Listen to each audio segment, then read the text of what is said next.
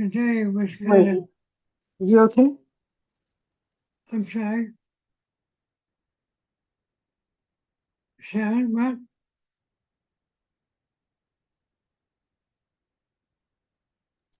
My What's that? husband was talking. I'm sorry. Yeah, I can read. No, no, no, Wait, no, we haven't gotten there yet. Let me, let me just My page husband down. was talking. I'm sorry. Yeah, I can read. No, wait. okay. Well, anyway, here's the information you can start with. My pages bounce around. Let's start there and we'll move down slowly. All right, so yeah, we are live on YouTube. Okay, thank you. Sharon, would you continue? I had trouble getting up on the screen. Do you want me to continue? Well, yeah, would you read that as you may have heard? Okay, as you may have heard, I'm going to go in the other room because my husband's in here. And wait a minute, I'm going to just take a little walk. I'll be in a second. All right, wait a minute. All right. We are waking up at 3 a.m. to go to Philadelphia to Oh see my my. 3-year-old grandson in a little play. And we won't get there in time if we don't leave that time. So he was going to sleep and not thinking that I said I was going to be on here. And he said, oh, that's good. That's fine. But he had a sleep machine that he puts on. So there you go. Okay. So I am okay now. I'm just getting in my seat. All right. As you may have heard, I finished a novel. That's right, a novel based on ACIM in a courtroom setting. I never set out to write a novel. I was pushed outside my comfort zone, and that's how the trial was born. It's an ACIM based courtroom drama with a twist ending that would make Alfred Hitchcock smile. The witnesses aren't people, but the inner forces we all wrestle with. The story is simple, human, and surprisingly familiar to anyone who has ever questioned their own thoughts. To all my Gather friends, I'm offering a free digital copy of the trial. A candid review would be appreciated since it is a novel and has no coarse or religious quotes or citations. It is an ideal book to share with folks you would like to see engage in the course. It does mention ACIM in the reference page, and the book is The Trial. Okay. I'm gonna Okay, put, so now you want me to read from, okay, so then it says, out of curiosity, how many of you already have? I have the copy because I have Kindle, plus I have Kindle Unlimited, so I have it. All right, so where's the, yeah, I'm going to get on my computer, Robert, because my okay. telephone is harder to read, but it'll take me 1 second because I'm coming right up on it. Okay. Well, while This you're looks like still, this book looks so terrific, Robert. It, what came through you is beautiful. All right, I'm going to get in here, and I'll be here in a minute, and then I'll while be able to you're, see better. while you're doing that, I put the link Mickey in, has it in right. the Mickey chat. has it downloaded. Yeah, this is a bigger screen. Yeah, that will make it easier. Basically, at this point, I'll take over. Um, Out of curiosity, how many people have already started reading the book? I know Lynn has. Cherie's got her hand up behind me. Anybody else started reading it? I've read some of your introductory information in there, Robert. Oh, good. Okay. Yeah. Well, anyway, what I'm going to do right now, uh, unless somebody has comments, Lynn, if you want to say anything about it, that'd be great. Otherwise, I'll just scroll down a little more and Yeah, I was hoping to ask Sharon, excuse me, to share her thoughts because she read about 90% of it over the weekend. You want to share? Mm. It took me by surprise, I guess is the best way of putting it. It was not at all what I expected Bob to write. But I should never be surprised because every day is new. But I think you'll find it very, very interesting. And I found myself caught up in it very strongly as I was introduced to different characters in the trial and found myself reliving a lot of events or thoughts that I've gone through in my own life. And it was just rather amazing to see how this story, as it evolved, just brought these things out of me without me having any idea of what was going to be coming next. I think you'll find it very interesting. And I have still some chapters to read to get through the rest of it, but it's been an interesting challenge. Thank you, Ron. I've got I'm assuming you can see my share. I just wanted to say something too. Sure. Okay, so of course, me being the, I know everything. So a person. So I started reading. I'm thinking, yeah, I got a pretty good idea where he's going with this, what's going on with this, and actually every argument had a twist to it. Not a twist, but just something that I hadn't thought about before. So where I went in and started reading it thinking, I'm just gonna, go through this and see what it says. I actually started noticing just little different nuances to things that I had thought I was pretty clear on. So it really is uh like I said, I've seen something here that I didn't think I would see. So I appreciate it so much. Thanks for letting me share. Thank you, Ed. I appreciate that. Basically, I look at this book as a tool to reach people that would normally not look at something about the course. It's not written in any religious terms at all. At least I don't think so. And my thought was that this would make a great gift for people that we would like to see learn about the course without us being preachy.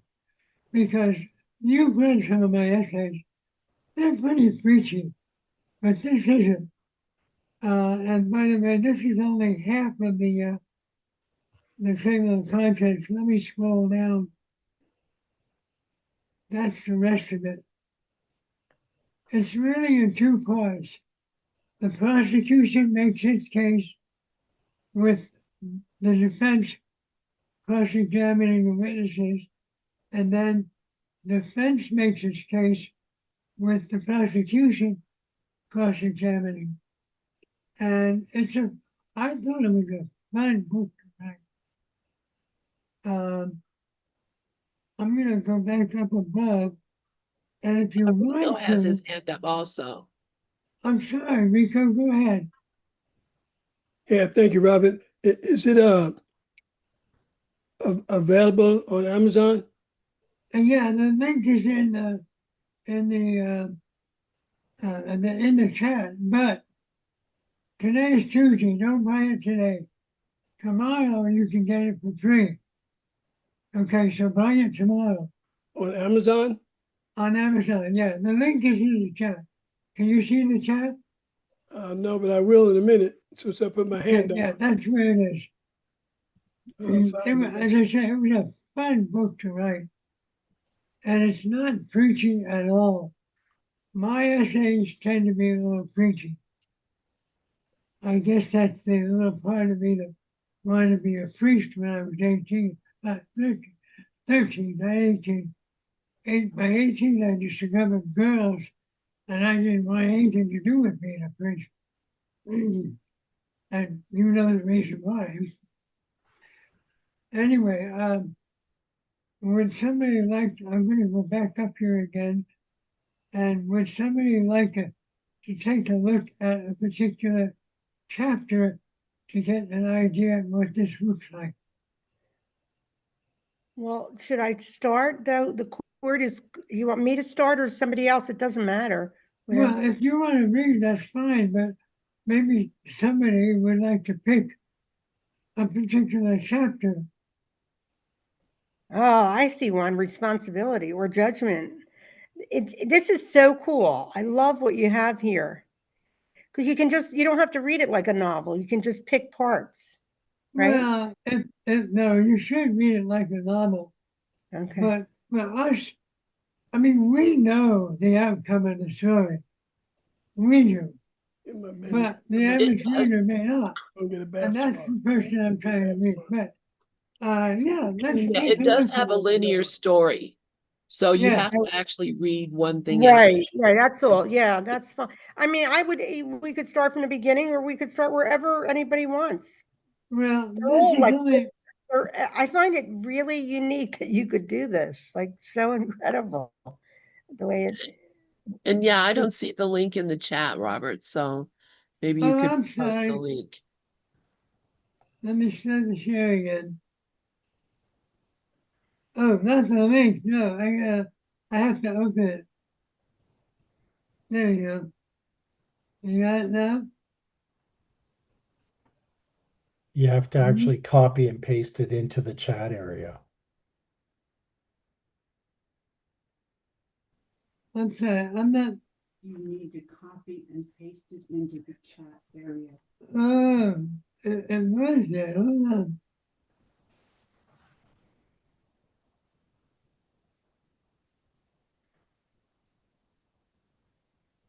Did you get the link, Rick? There we go. Okay, Yes, thank Okay. you. all right. So, Sharon, I'm going to bring up responsibility for you to be. Rick, send me the link, please. I didn't have to pick it. Anybody could pick it, but I'll go with this one. Okay, should I start, Robert? Sure, go ahead. All right. This is just to give people a feel of what this will look like. Right. So now we are in the courtroom. So it's the responsibility. The prosecutor rose with a purposeful sharpness, sensing momentum. Your Honor, the prosecution calls its next witness responsibility. A figure entered with an unnerving blend of dignity and heaviness, as though carved out of obligation itself. Responsibility took the stand with rigid posture, hands folded with the precision of someone who had spent a lifetime carrying weight that was never theirs alone. The prosecutor approached like a man greeting an old ally. State your name. I am responsibility, the witness said. The voice was weighted with steady, familiar in a way that made the defendant's stomach tighten. The defendant knows me very well. The prosecutor nodded, confident. Please describe your relationship with the defendant. Responsibility's gaze drifted to the defendant, not with the accusation, but with the kind of solemn apology. I have been with them since childhood. They were taught early to be the reliable one, the caretaker, the peacekeeper, the one who fixes what others break. A deeper breath. They learned that their worth was tied to how much they could carry. The defendant's eyes trembled. They knew this voice. They had lived by it. Responsibility continued. When something went wrong, they blamed themselves. Even when they were too young to understand what had happened, they learned that to be loved, they had to hold everything together. I love this. The prosecutor stepped closer, tightening the net. Would you say the defendant took responsibility appropriately? Responsibility shook their head. No, they took responsibility far more than what was theirs. They carried emotion that belonged to other people. They believed it was their job to prevent disappointment, soothe conflicts, and absorb the pain around them. And this, the prosecutor pressed, created a lifelong pattern of guilt. Yes, the witness whispered, they confused responsibility with self-blame. This is so good. I mean, it's just like so deep. They assume fault even when none exists. They apologize for everything. Things they did, things they didn't do, things no one could have prevented. The defendant closed their eyes as a familiar ache spread through their chest. The prosecutor straightened. Your Honor, this witness confirms that the defendant's sense of responsibility is distorted. They take on burdens no human could possibly carry. Their guilt is self-inflicted and constant. Responsibility shows that the defendant not only feels guilty, they believe they should be. So it's all these concepts that are talking to each other, right, Robert? That's what it looks like. All these beliefs we have. That's like these concepts. It's great. He returned to his table with the smirk of someone expecting applause. The judge turned to the defense. Cross-examination. The defense rose with unhurried calm, the kind that softened the room simply by existing. He approached the stand with quiet respect. Responsibility, he said gently. You testified that the defendant carries burdens that do not belong to them. Were these burdens chosen? Responsibility's answer came immediately. No, they were taught, conditioned, absorbed at a young age. And were they ever shown the difference, the defense asked, between responsibility and self-blame? No, the witness said. To survive, they assumed everything was their job. So the defense said softly, they carried everything because no one showed them what wasn't theirs. Responsibility looked down at the stand as if realizing the truth in real time. Yes, that's correct. The defendant moved a little closer. Defense. Did the defendant take on others' emotions out of selfishness? Responsibility looked almost offended. No, they did it because they cared. They believed that if they carried the pain, others would have to. Others wouldn't have to. So what's the prosecution calls guilt, the defense said might actually be compassion. Responsibility excelled the tension in their shoulders shifting. Yes, they took responsibility because they loved too much, not too little. The prosecutor shifted in irritation. The defense continued. You said the defendant confused love with sacrifice. Did they ever receive a healthier example? Responsibility shook their head. No, they were praised for being the strong one, the dependable one. No one asked what it would cost them. And now, the defense said softly, the prosecution uses that burden as evidence of guilt. Responsibility swallowed. Yes. Our final question, the defense said, leaning in slightly, if the defendant learned today that they don't have to carry everything, if they learn that responsibility can be shared or even released, would they be capable of living differently? Responsibility answered without hesitation, yes. They have always had that's the strength. They just never had permission. The defense nodded gently. No further questions.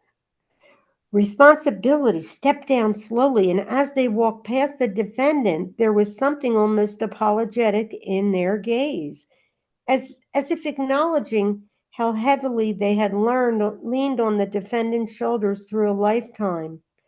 The judge gave a small nod. That will conclude this witness. The defendant sat still, absorbing the truth that emerged from both sides. Responsibility had been used against them, twisted into something punitive. But the cross-examination had revealed something unexpected. That what they believed was guilt was actually love. That what they called failure,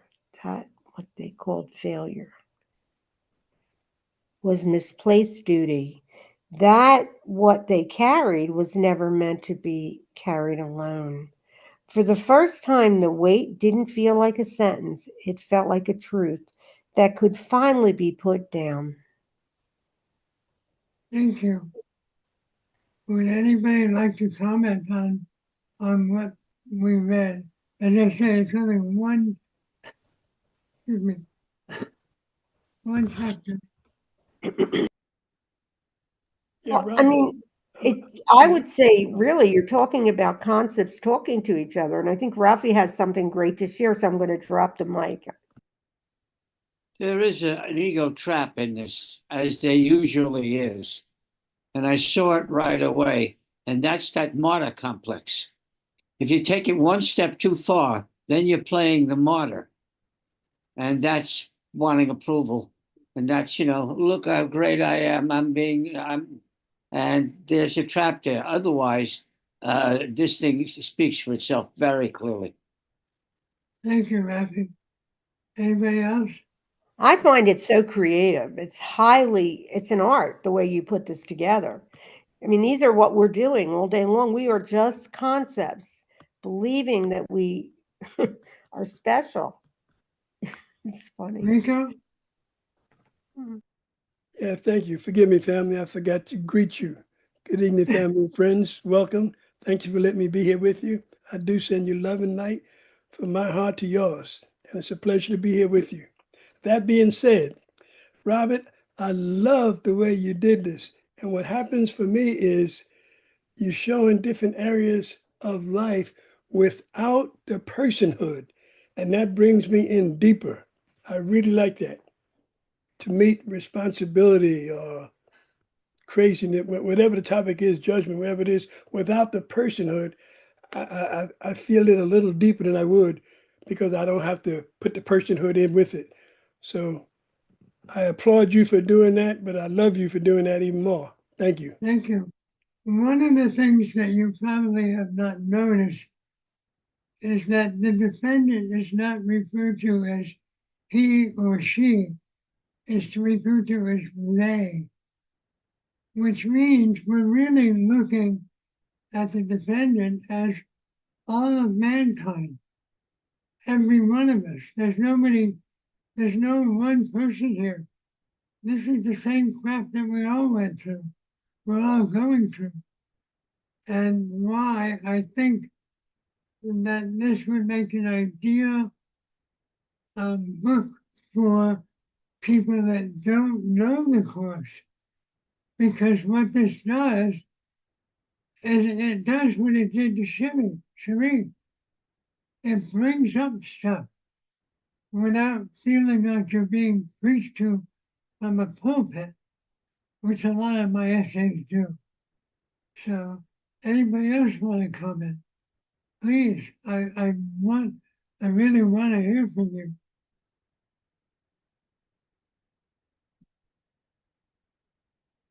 If not, I would like to pick one chapter from the defense that I think you'd like as well. And I think we have the time. Yeah, we do. Hey, Robert, I was going to jump in if I may. Oh yeah, go. Yeah. Yeah, I was appreciating the way in which you were giving so much information, like educating about what was that responsibility, where it came from, and how it kind of like we keep it going because of our misunderstanding of what it is, etc. And I appreciated the way you were educating about that aspect in such a creative way. This is an aside, but it reminds me of like Law and Order, like Special Victims. They'd have the psychologist come in, and he would just give this whole educational thing about this issue, and it was so what's the word I want? It was so very helpful, educational to the public. So You can see that Informative. informative. Thank you. you can see that I watched too much of Law and Order, Bull, and all those other uh, shows. Yeah. Yeah. So anyway, Brooklyn. Uh, yeah, it is kind of funny. Would anybody else like to comment before I have somebody read Perfection Takes a Stand? Not me read, but you know what I mean. Anybody? Rafi? Yeah, one of the things that happened while this was going on, the chord, the chord that it struck was so right that my mind automatically brought up resistance to it. It started to say things like, "Where am I going to park tomorrow?" and things like that because I didn't want to deal with it. And of course, I just welcomed the resistance and let it go and get back on point. But there was a perfect example of how what kind of a chord this struck. There wouldn't have been a resistance if there wasn't some, oh, fear, what am I going to have? Oh, what's going to happen to me? And because the truth scares the hell out of ego. So I just wanted to share that. Thanks. Thank you, Rafi. And that's basically what the book was intended to do. Before I get comments from booklet, Sharanda, would you be willing to read chapter 21? I'm happy to, sure. Okay, okay. Booklet, your comments? Namaste, mighty companions. I love the way your imagination, it's the way you put it together. It's terrific. Thank you, Bob. Thank you. Sharanda, at this point, Sharanda is reading part of the defense's defense. The defense, yeah. Yeah. Well said, Robert. Chapter I can 21. write, but I can't talk. Chapter 21. Perfection takes the stand. When the judge called for the defense to present its next witness, the defense rose with a calm certainty that made the air in the courtroom soften almost instantly. Your Honor, he said, the defense calls perfection. The prosecutor froze mid-motion, clearly not expecting this. His mouth tightened, brows lowering, not in anger, but in something closer to suspicion. Perfection to him was a concept he had weaponized many times. Perfectionism, impossible standards, crushing expectations. He wasn't prepared for what entered the courtroom. Perfection didn't shine. Perfection didn't glow. Perfection didn't stride in like some flawless model of divine achievement. Perfection entered quietly, almost humbly, a steady presence, a warmth, a stillness, like the calm center of a storm the defendant didn't know existed inside them. Perfection took the stand with the gentleness of someone who understood how easily the defendant bruised. The defense approached the witness stand and placed one hand lightly on its edge. Please state your name. I am Perfection, the witness said softly, but not the version the defendant has feared. I am Perfection, the witness said softly, but not the version the defendant has feared. The defendant leaned forward slightly. They could already sense this witness was different. The defense spoke gently. Explain to the court what you mean. Perfection folded their hands. All their life, the defendant believed perfection meant flawlessness, the witness said. They were taught that mistakes made them unworthy, that weakness meant failure, that growth meant they were never enough as they were. The defendant felt their throat tighten because that was exactly the belief that had shaped them for years. But that is not who I am, Perfection continued. I am not flawlessness, I am wholeness. The prosecutor shifted sharply in his chair. I am not the demand that they be more. I am the truth that they were never less. The defense nodded toward the defendant as if inviting them to hear these words not as testimony, but as permission. Perfection's voice softened even further. Just as a flower is perfect at every stage of its development, so is the defendant. The sentence drifted across the courtroom like something sacred. The defendant's eyes burned, not with shame, but with recognition. The defense stepped aside so the witness could speak freely. I am the memory of their original worth, Perfection said. I am the truth beneath every layer of self-doubt.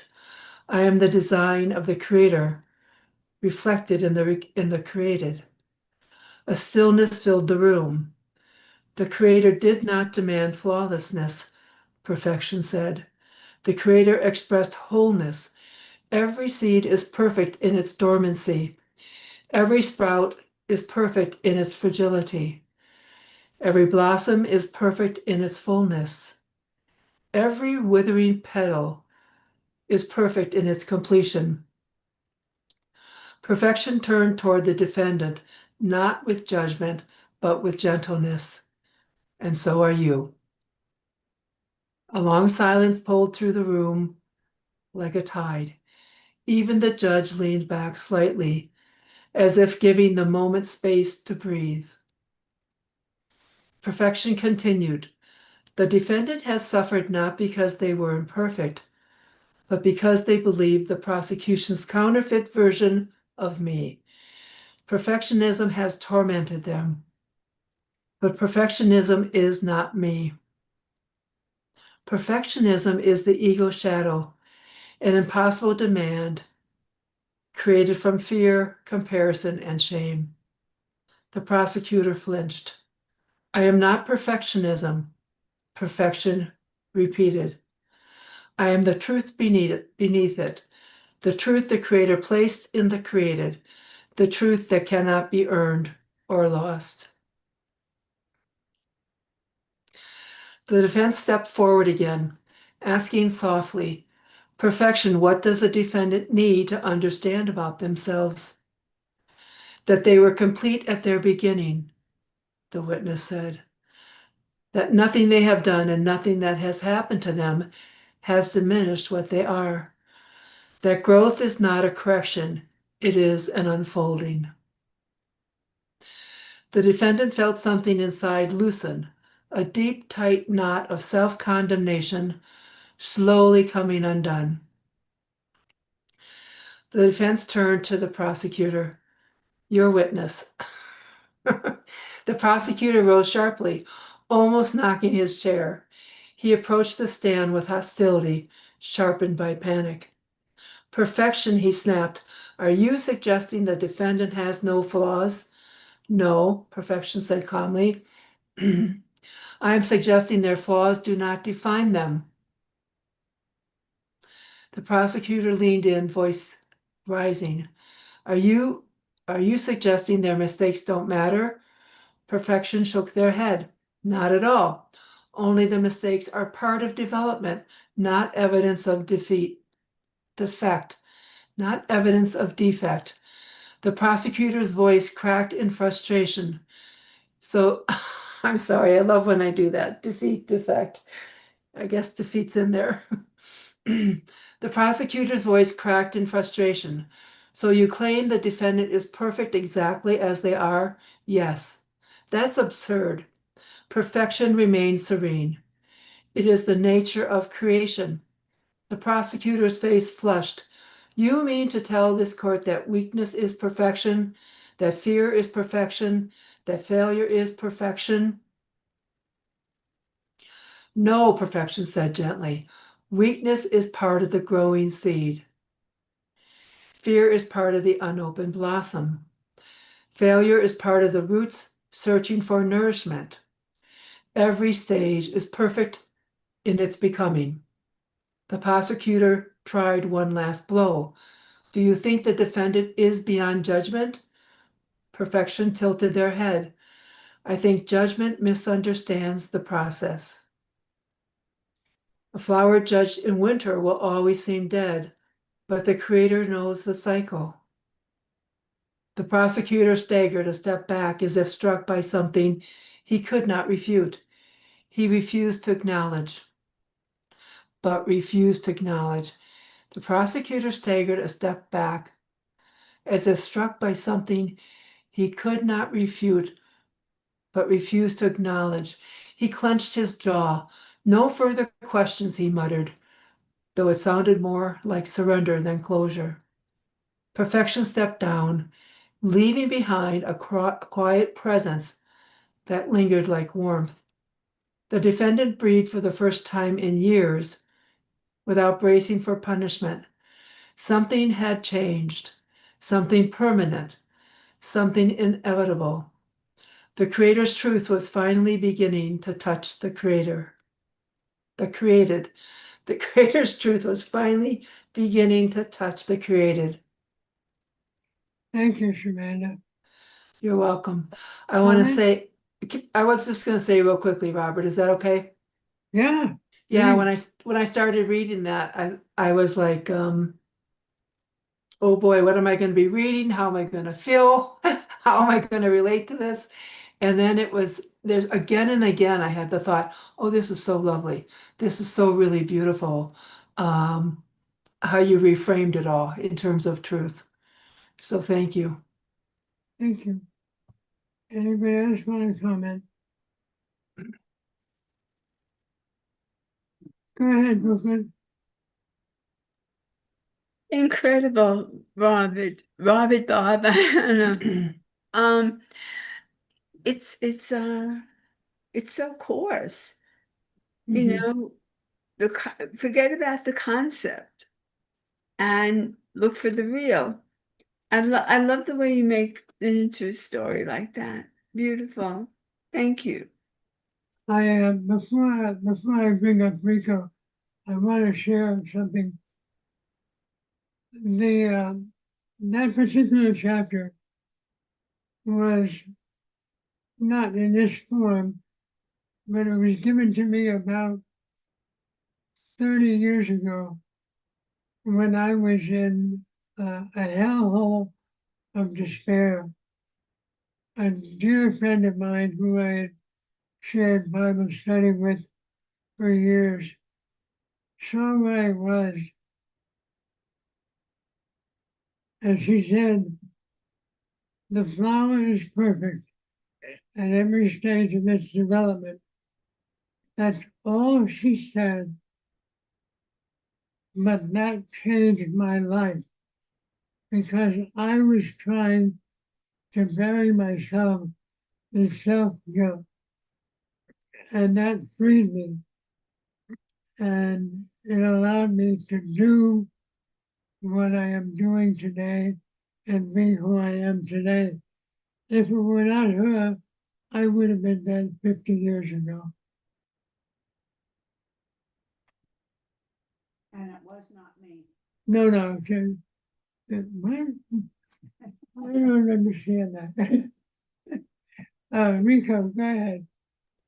Yeah, thanks, Bob. Again, I'd like to give kudos to your genius, but for me personally, you guys have been telling me for a couple of years now about the sonship, the oneness. There's only one of us here, about the dream. This particular context and the way you formed it really helps me see the non-personhood and look at the light. I don't know if you meant that to happen, but that's what Right. happened to me. And I'm very excited about getting the book and reading it because it's going to help me develop that sight without the personhood. So, besides the kudos, thank you, my friend. Thank you so much. Thank you, my brother. Sharon. Thank you, Robert. Beautiful, beautiful. I loved it. And I loved everyone's comments. And thank you, everyone, for reading. So I was thinking of this, made me really think about my granddaughter and how this would be so good for her because she takes everything so, she gets very defensive very easily. It's very difficult sometimes to talk to her. Anyway, I was also thinking all adolescents. And I heard this morning on the news that they have a new um, range of age for adolescents. It goes all the way up to age 31. So adolescence, it's good for all. I mean, it's good for everyone, but I mean, adolescents, well, I just think it's perfect for them, especially younger people. So because they're still very unsure about who they are. Thanks so much. Well, that's the whole reason why I really wrote this book. It was underlying at the time, but when it came to completion, I realized that this is a gift for people that would not normally read the course. And yet it gives them exactly what the course is sharing. I'm not going to tell you that this is the whole course. It's not. But it opens the door. And that's what's important. So please give copies, give free copies, I don't care, to as many people that need them. Tell them about it because it's a way of sharing without being preachy. Surrender. So I wanted to share another thing as I was reading that and like kind of wondering what to expect. I had that element of defend, like wanting to defend or feeling cautious or defensive. And then as I read what you had written, it was just so beautiful. And so as a metaphor, I want to realize in life, there's nothing I need to defend against. There's only love that's going to greet me and understanding and acceptance, forgiveness, whatever that helps me love and forgive myself, whatever I still hold. Robert, another thing real quickly, I'm just noticing the clock. In Christian Science, Mary Baker Eddy does something with aspects going to court.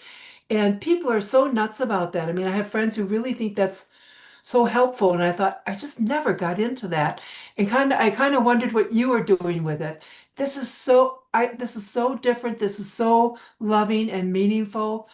And I really love it. Thank you. I'm going to share it with a few people. Yeah, well, I was in Christian Science before I came to the course. So that was an easy transition. Deb?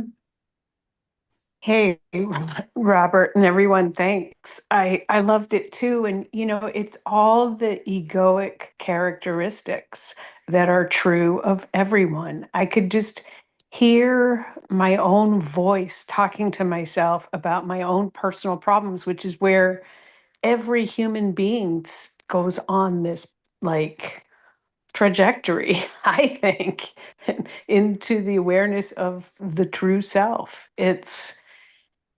And all those little pitfalls where it's a way to tell our story in a general way. It is the truth of all stories. That's what I heard. And I'm just very grateful because when I hear it, and being reminded of the oneness and that it was never wrong. It was it was never all those judgments that I've imagined it to be.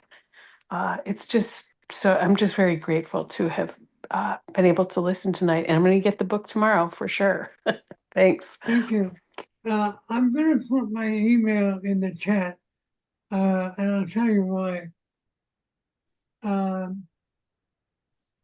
I'm 83, almost 83 years old. I'm not in this business for the money anymore.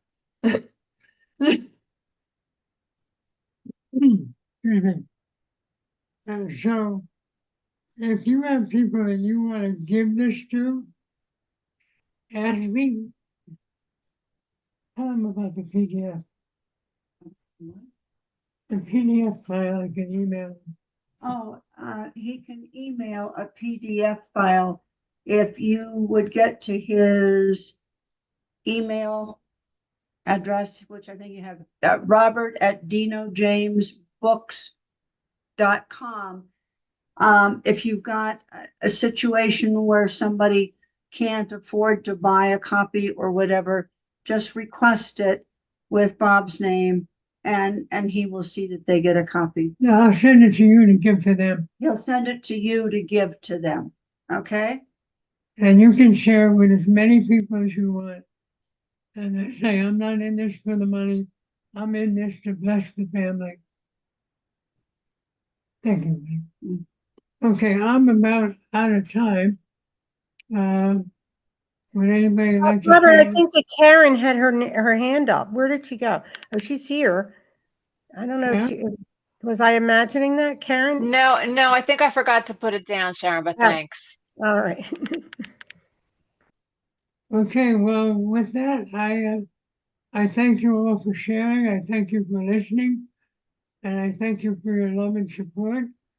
And I'm going to give it back to Lynn.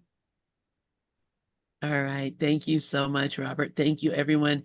This has been really a wonderful evening. I really enjoyed the book and the discussion. And of course, I have the book and I'm about a third of the way through it, so I'll finish it. Then also, if you want to put a review on Amazon, if you buy the book, it is helpful. So thank you guys so much. I love you all and grateful for everyone here. And by the way, happy Thanksgiving. Yeah, happy Thanksgiving. Yeah, happy Thanksgiving. Thank you, Lynn. Thank Yeah. you so much. Love you all, and we'll see you all Thursday morning. Thursday evening we are out, but Thursday morning, Thankful Thursday, we will be here. So not everyone will be here, but we can be thankful together. All right, I love you guys. But Good. Lynn, no Thursday evening, right? No Thursday evening. Now, Yeah. next Thursday, are you going to start James's book? Yep, next Thursday. So Not Thanksgiving, the Thursday after that. Yes. Yeah. You know what? Before you go, Lynn, I wanted to ask you: is James coming out with this on Audible with his voice the way he does? Is he doing I his whole don't know. book? I have you no don't know. idea. I think he is. Well, think the thing is, when it's so much more powerful, I think when I was listening to it, there's so much power in that book. Just like Yeah, it's beautiful. So Robert all says right, you too. guys. Yeah. Thank you. I love you guys. See you. Everybody have a beautiful night and happy Thanksgiving, everybody. Happy Thanksgiving.